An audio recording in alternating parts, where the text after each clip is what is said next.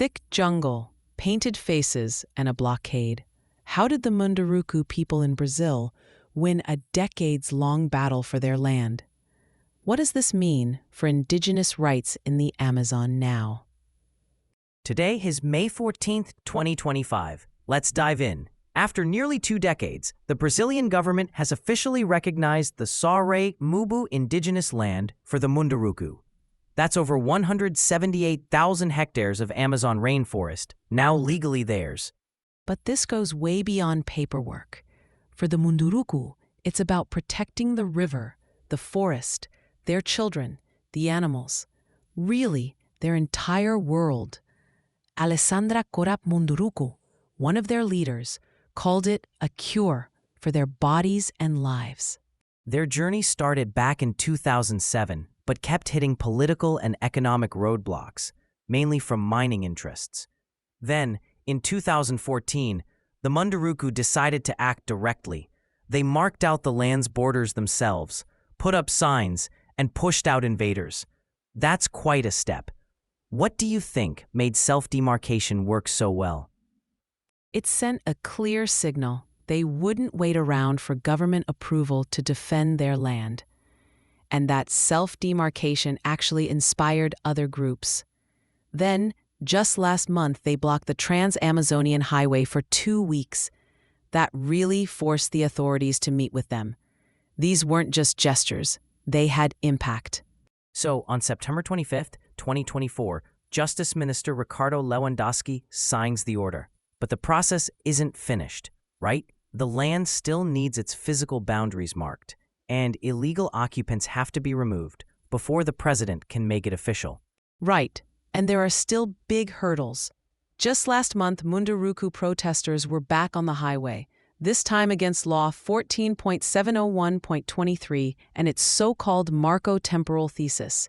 That law says only indigenous people living on their land in 1988 have rights to it. That's a major limitation. And the agribusiness sector supports that law, don't they? It could block or even reverse land recognition.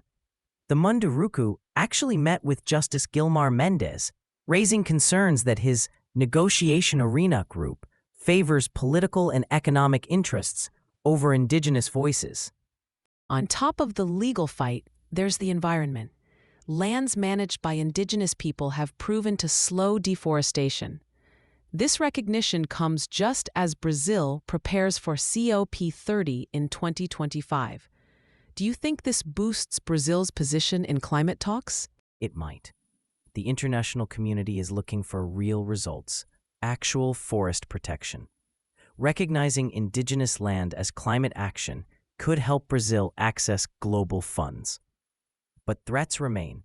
Illegal mining, especially for gold, has left Munduruku territory contaminated with mercury.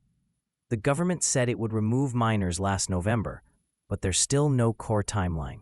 And the Munduruku aren't the only ones waiting. Chief Juarez points out that Saure Bapin is still in limbo. Funai says 44 indigenous territories are in a similar situation.